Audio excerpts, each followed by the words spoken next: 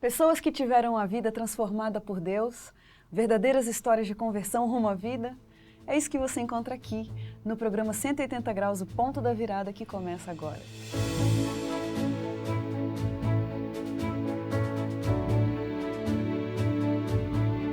Quando sentimos o toque de Deus na vida, uma mudança acontece.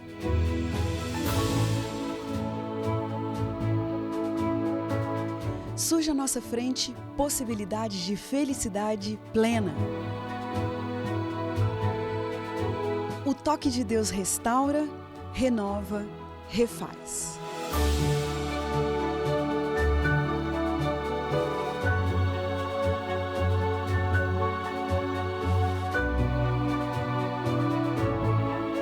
Hoje conheceremos uma pessoa que experimentou essa graça maravilhosa.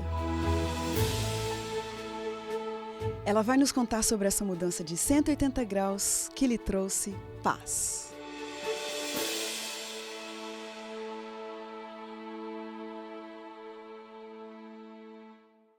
Marcelo Pelletti, formado em Educação Física com especialização em Fisiologia do Exercício, era um grande entusiasta da atividade física e da musculação. Amante do fisiculturismo, ele dedicou muitos anos à exaltação de seu corpo e por uma década inteira participou de vários campeonatos como atleta profissional nessa área. Mas um dia, dentro de uma academia, foi-lhe apresentado um caminho para que ele tivesse a vida transformada em 180 graus e experimentasse um milagre. Milagre? Milagres acontecem sim, porque ele é um dos milagres de Deus. Marcelo, muito obrigado porque você veio aqui, uma honra para a gente ter você no nosso programa. Saiu lá de São Paulo para vir aqui para o interior conversar com a gente. Eu que agradeço. Obrigado. Marcelo, vamos conhecer um pouquinho da sua infância, das suas bases, das suas raízes. Fala pra gente um pouquinho de você. Sou de lá de São Paulo, falando da parte religiosa. Meu pai nunca definiu nenhuma religião, nunca incomodou também. A minha avó era muito fiel, muito cristã, adventista, e sempre fez questão de levar os netos, eu e minha irmã, como os meus primos também, sempre levar na igreja. Então eu me lembro de ela passando na nossa casa, a gente criança, ela colocava a gente no ônibus e a gente ia para a igreja, sempre na igreja do Brooklyn, né? Foi a minha primeira igreja, e assim foi até minha adolescência. Aí na adolescência a gente mudou para o Brooklyn também, meus pais. Aí agora eu já ia sozinho. Aí meus pais praticamente não iam, minha mãe, tem uma época que às vezes ia, às vezes não ia. Aconteceu a conversão dela depois, do meu pai também, já adiantando, mas até minha adolescência ainda não. Era essa a realidade. Era essa a Agora, realidade. eu tô achando curioso você dizer que sua avó passava lá, levava vocês, tudo bem. Então você ia porque sua avó passava e te levava. Agora, na adolescência, nem o pai interessado em religião, nem a mãe também decidida. E você ia sozinho? É muito interessante. Eu ainda não consegui ter essa resposta. Eu só posso ver que foi um cuidado de Deus por mim, alguma coisa a mais acontecia dentro de mim. Eu não sei porquê. Nesse momento não tinha acontecido minha conversão. Aliás, eu fiquei até 25 anos de idade dentro da igreja, indo praticamente todos os sábados, mas eu não dava importância para as coisas de Deus, para a palavra de Deus, eu não lia nada, nunca me importei com nada, mas eu ia. Eu não sei, eu achava que isso faz parte da vida da pessoa.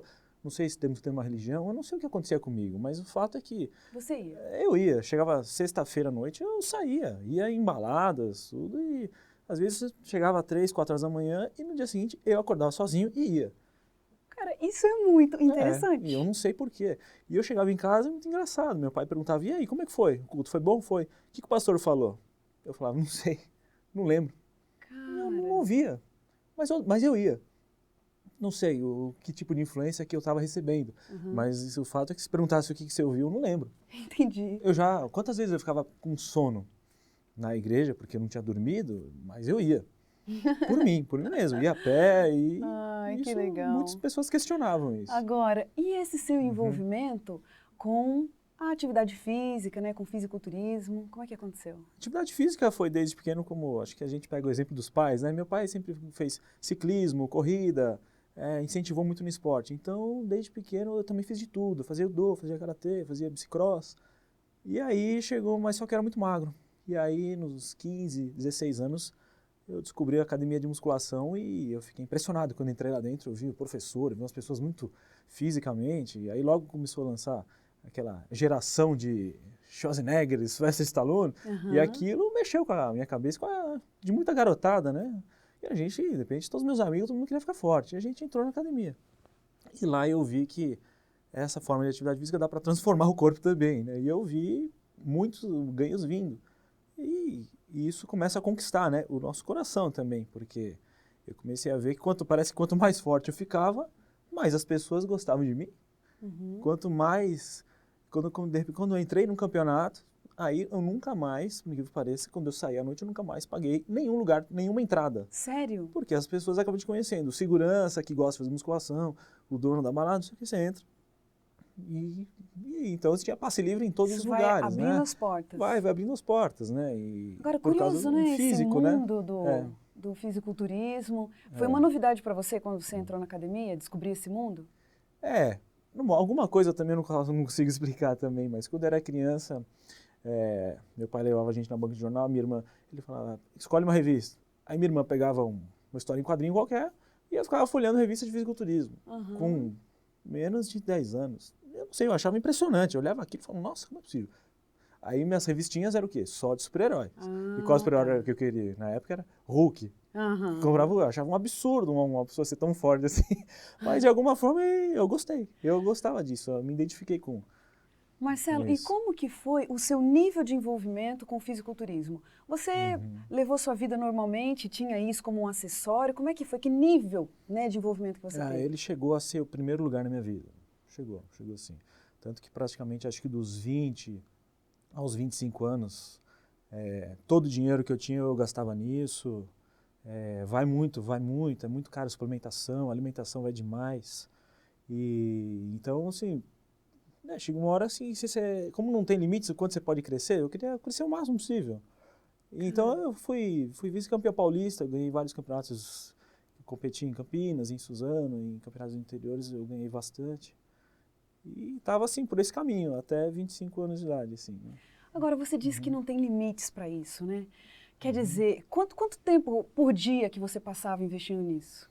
O Investindo no treino, seu corpo? o treino é 1 hora mesmo, é 1 hora e 15, não pode passar disso. Quem disse que fala que treina 2, 3 horas por dia, ou está fazendo uma grande bobagem com o seu corpo, ou estou falando como profissional, né, que eu sou professor, Uhum. conhecedor e, na verdade, é 1 hora o treino.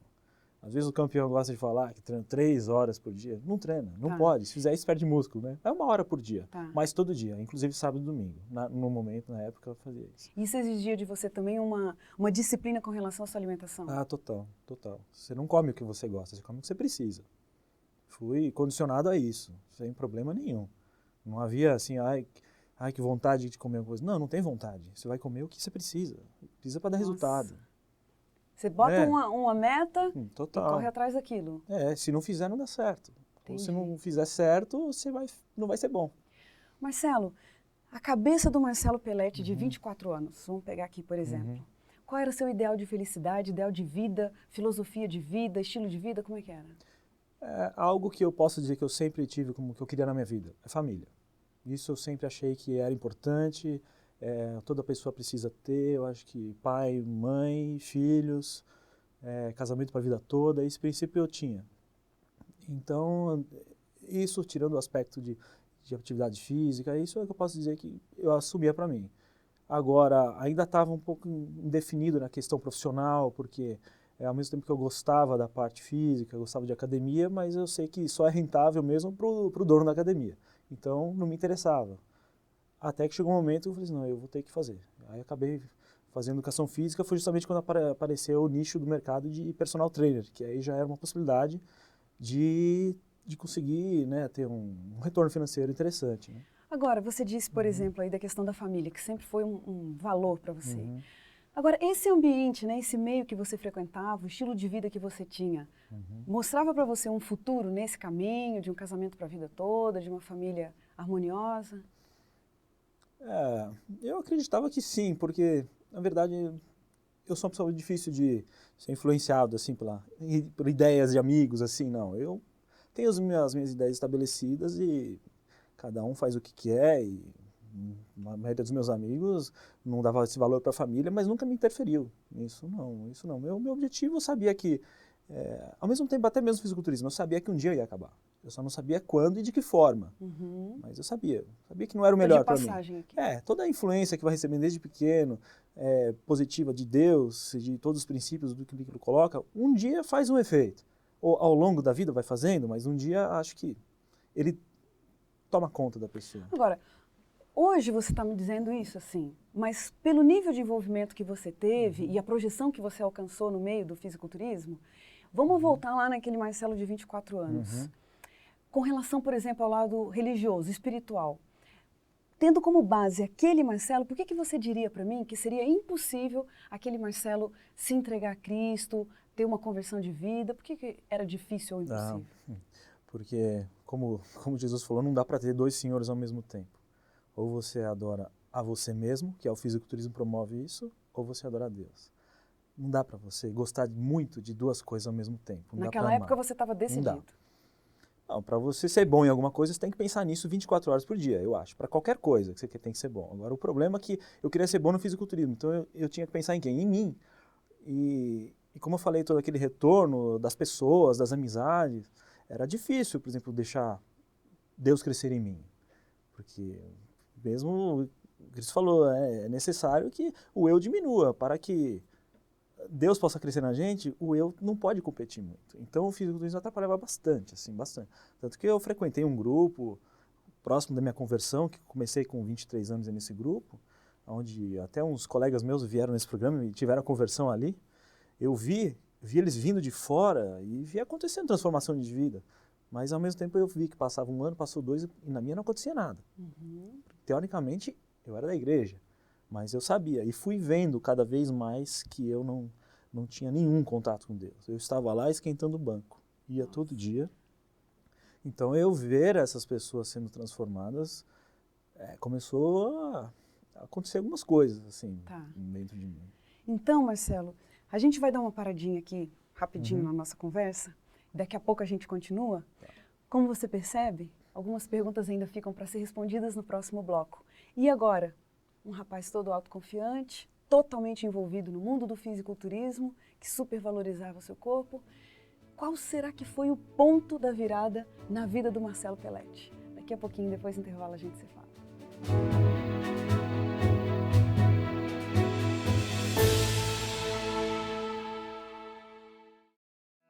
Minha concentração de estudos maior foi na área de religião, teologia. Houve uma exceção que foi quando eu fiz a faculdade de filosofia.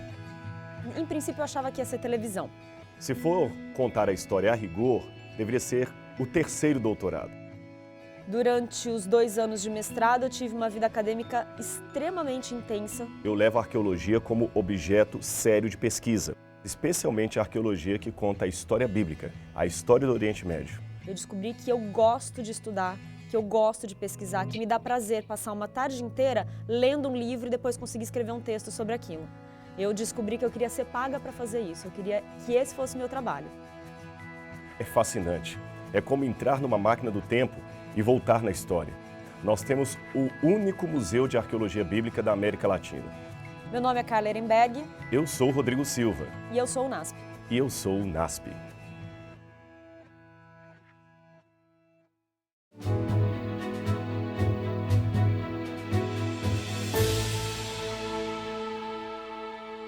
O programa 180 Graus, o ponto da virada está de volta.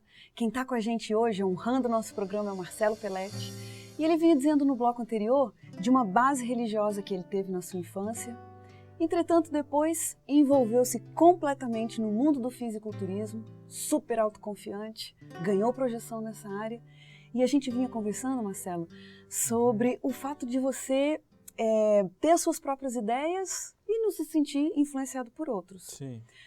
Agora, também a gente falou sobre a incompatibilidade entre os dois mundos, né? O mundo espiritual e o mundo do fisiculturismo. Sim. Agora, como? É a pergunta que a gente tem, né? Como que aconteceu, então, esse seu interesse, essa sua transformação de vida? Como que isso foi acontecendo? Acho que inicialmente foi por causa de uma amizade. Dentro da academia, na qual eu era professor, um aluno que chama João Paulo, que vocês conhecem, ele era o meu parceiro de treino e eu percebi que ele era diferente. Várias vezes ele estava vindo para treinar e eu via ele lá no corredor chegando, de repente ele parava e começava a conversar com uma pessoa. E eu via que a expressão dessa pessoa não estava muito bem. Ele sentava na escada e ficava uma hora inteira conversando com ela. A pessoa ia embora, às vezes, muitas vezes feliz, eles davam um abraço e ia embora. Mas não era uma só vez, acontecia direto. E eu falava com ele, o que está acontecendo? Não, a pessoa precisava conversar. Pô, e eu não entendia, eu falava, fala que você tem que treinar, fala que não, depois você conversa. Não, mas a pessoa estava precisando, sabe? E aí, depois eu fiquei sabendo que ele era da minha igreja, até então eu não sabia, né? E ele falou que já me conhecia, e houve até uma confusão no começo, porque ele falava, e aí, ele me encontrou a primeira vez, tudo bem, e aí, tá indo lá? E eu falei, lá onde? Da onde esse rapaz está falando, né? E ele estava se referindo à igreja, eu achava que era de uma balada que eu ia. E eu, por umas 2 semanas, até eu conversei com ele respondendo sobre estar indo lá, que não era lá, né? Até entender que ele era da igreja. Mas o fato é assim, esse rapaz, ele trazia sempre um jeito de conversar diferente. Amabilidade como eu nunca vi. Ele falava com muito carinho, muita atenção, e eu via que ele tinha o hábito de tocar nas pessoas quando falava. Eu achava isso estranho, nunca tinha visto.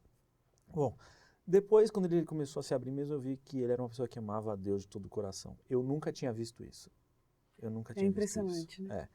E de lá para cá, eu poder conhecer algumas pessoas e que são diferentes. Então, aí ele começou a me motivar a estudar a Bíblia. Puxa. E lá dentro da academia, e eu até falei para ele assim, mas eu não preciso estudar. Ele falou, por que não? Eu falei, porque eu já conheço as histórias. E a mudança aconteceu num dia quando ele perguntou para mim, fala uma história que você gosta. Eu falei, eu gosto dos milagres de Jesus. Qual? A multiplicação dos pães e peixes. Ele falou, você gosta da história? Eu gosto. Então, agora você responde para mim, o que essa história ajuda na sua vida? Quando ele perguntou isso, eu pensei. Falei, nada. E ele então me disse, Marcelo, é isso que eu quero dizer para vocês. Existem 2 formas de você conhecer a Bíblia. Uma, somente saber as histórias. Conhecer o sentido histórico. Esse tipo de conhecimento não vai te levar a muita coisa, não vai te ajudar em nada na sua vida. Agora, quando você se coloca nas histórias e vê o que é que Deus está falando para você, qual é a vontade de Deus, o que ele quer de você, e você se coloca na história, aí a Bíblia começa a ter um sentido diferente. Esse foi um discurso novo para você? Foi, nunca tinha ouvido isso. E eu comecei a tentar agora, por curiosidade, eu vou pegar minha Bíblia, vou começar a ler, vou tentar me colocar na história. Vamos só entender assim a linha do tempo aqui? Quantos anos você tinha quando conheceu João Paulo? Começou a se impressionar por ele? 23. Mas você estava totalmente envolvido no mundo do fisiculturismo nessa época. Totalmente. Tá. Então, desde que você conheceu o João Paulo e até o momento em que você tomou uma decisão radical na sua vida, foi quanto tempo isso? Demorou 2 anos. Demorou 2 anos. Eu resisti 2 anos. Porque dessa conversa que eu comecei a ter com ele na academia, ele começou a me dar literatura, outras pessoas foram se agregando ao nosso grupo e a gente ficava conversando dentro da sala de musculação. E aí ficou meio inviável conversar ali, não dava. E aí até que eu sugeri, né? Eu falei assim, poxa, vamos se reunir fora daqui? Porque para mim é difícil, eu tenho que dar atenção para várias pessoas, sei o quê. Aí então, quando os irmãos catalanos, né, que também acho que já vieram aqui, eles tinham um restaurante e à noite a gente começou a se reunir para conversar sobre esses assuntos. Então ali eu vi inicialmente esses 2 irmãos serem completamente transformados. Eu vi pessoas que eram totalmente sem nenhuma influência de Deus na vida religiosa, assim posso dizer, e passarem a amar a Deus de todo o coração também. Isso te abalou? Eu comecei a ver que todo mundo começava a acontecer isso no grupo e menos comigo. Eu continuava igual. Mas aos poucos eu fui percebendo por quê. É porque eu não queria ceder. Eu sabia que se eu me entregasse a Deus, algumas coisas na minha vida eu ia ter que mudar, porque nem tudo estava correto. Aliás, nada estava muito certo. A forma como que eu namorava estava errado, a forma como eu me divertia, como eu gastava meu dinheiro, tudo. Só que eu comecei a de repente, também amar a Deus. Poxa, mas isso é de dar um nó na cabeça, Marcelo. O que a gente vai falar numa hora dessa, né? Fala pra mim, que momento, você se lembra, teve uma noite, uma oração, um momento em que você falou assim, esse foi o divisor de águas na minha vida? Teve. Depois de 2 anos eu lutando contra Deus, indo no grupo toda semana e ainda tentando ler muitas coisas, eu eu senti que eu tinha que ir para a praia sozinho. Não sabia por quê. E eu me lembro, falei para meus pais eu falei, olha, pai, mãe, eu tô indo para a praia, tô indo para Ubatuba, que meu pai tem uma casa lá. E eu falei, então eu vou. Mas você vai com quem? Não, eu vou sozinho. Como assim sozinho? Era um feriado, 3 dias. Eu não sei, eu vou sozinho. Mas por quê? O que tá acontecendo? Nada. Mas eu quero ir sozinho. E nem eu sabia por quê. Eu nunca fui sozinho. E cheguei lá. Eu também não sabia o que eu queria. Mas foi uma sensação muito boa, muito gostosa. E no carro, pela primeira vez, eu coloquei na época, era uma fita cassete, né, do primeiro grupo cristão que eu até então não escutava música nenhuma relacionada com Deus. E eu fui escutando o caminho todo. E eu percebi que acabava, a fita virava e não conseguia ouvir outra coisa. Só por curiosidade, você se lembra que grupo é esse? Era Grupo ênfase. Era Grupo ênfase. Acho que não existe mais, que pena. Marcou você? Marcou. E então eu ia... Quando eu cheguei lá, já era meio tardinha, eu fui dormir cedo. E aí veio um negócio na cabeça, assim.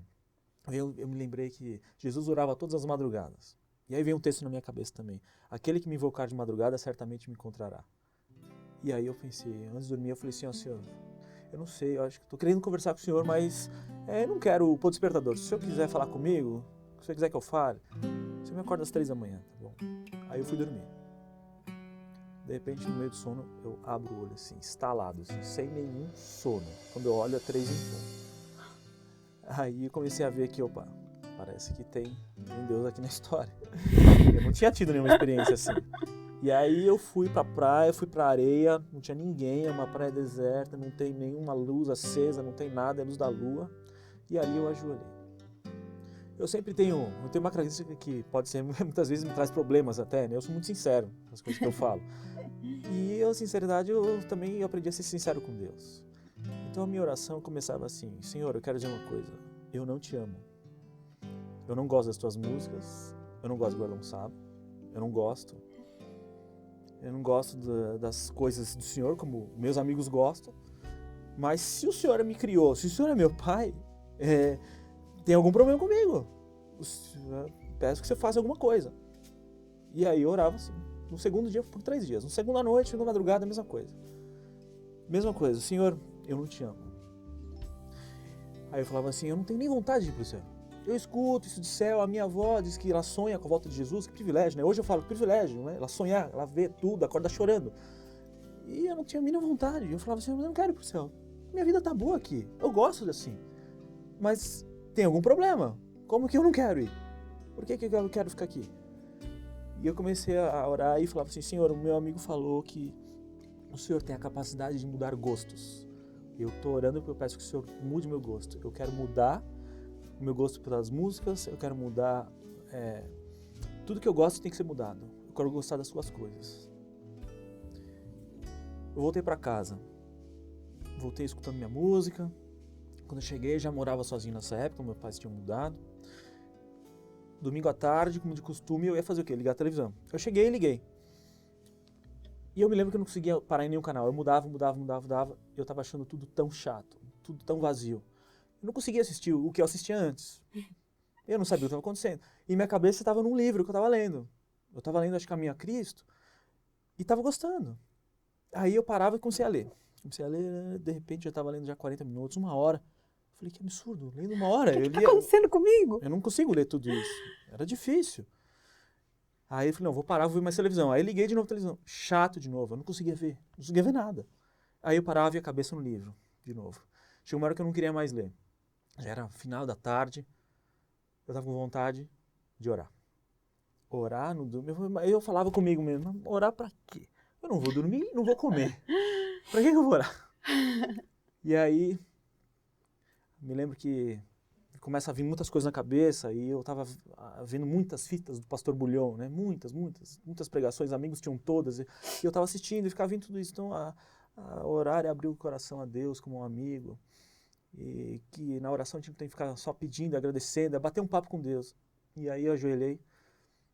De repente eu comecei a perceber que eu estava com dor no joelho. Eu já estava mais de meia hora ajoelhado. E eu me dei conta que eu não estava pedindo nada e agradecendo nada. Não estou dizendo que é errado isso na oração, faz parte. Certo. Mas a oração ficou diferente. E aquela noite marcou, aquele domingo, porque eu não conseguia dormir. Porque eu estava sentindo uma alegria tão grande dentro de mim que eu não sei o que estava acontecendo. E aí, no dia seguinte, quando eu voltei para a academia, eu não conseguia mais achar engraçado, legal, os papos que eu tinha com todos aqueles meus amigos. Foi quando eu pedi para o meu coordenador para mudar de horário, e eu pedi o sábado livre também. Poxa, eu imagino, Marcelo, que daí para frente sua vida teve uma mudança de 180 graus. Ah, sim, completamente.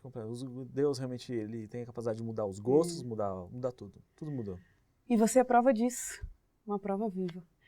Marcelo, a gente tem um momento de umas perguntinhas aqui, umas perguntas ping-pong no nosso programa. Sim. Vamos lá? Vamos lá.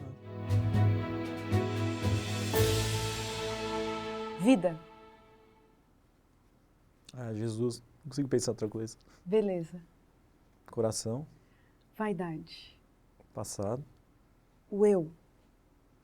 tem que diminuir. Sucesso. Salvação. Dinheiro. Não é tudo. Realização. Família, Perdão. essencial, Conversão. indispensável. Um privilégio.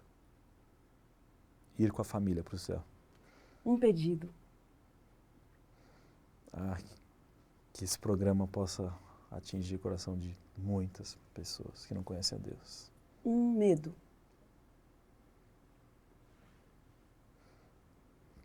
Talvez nadar e morrer na praia. Não sabemos. Aguardo a salvação. Não sei se receberei. Espero que sim. Uma grande verdade. Jesus morreu por todos nós. Uma grande mentira. Não conseguimos vencer. Casamento. Plano divino. Morte. Plano do inimigo. Liberdade. Só com Deus. Envelhecer. Natural. Fracasso. Acontece. Justiça. Só a divina. Um versículo da Bíblia. Isaías 41:10. Que diz? Que diz que Deus sempre está do nosso lado. Ele diz, não temas, porque eu estou contigo. Não te assombres, porque eu sou o teu Deus. Eu seguro você com a minha forte mão e te digo, não temas, porque eu sou o teu Deus. Que maravilha, Marcelo. Que maravilha ouvir esse testemunho de uma vida 100% transformada. Que Deus abençoe você, sua família linda. Amém. E Obrigado. que o seu testemunho seja uma luz para muita gente. Obrigado, Cristina. E como você vê, é emocionados que a gente termina o programa 180 Graus, o ponto da virada, mas terminamos muito felizes por ouvir essa história tão inspiradora. E como diz o texto bíblico, era preciso que nos regozijássemos e nos alegrássemos, porque esse teu irmão estava morto e reviveu, estava perdido e foi achado. Um grande abraço para você e até a próxima semana.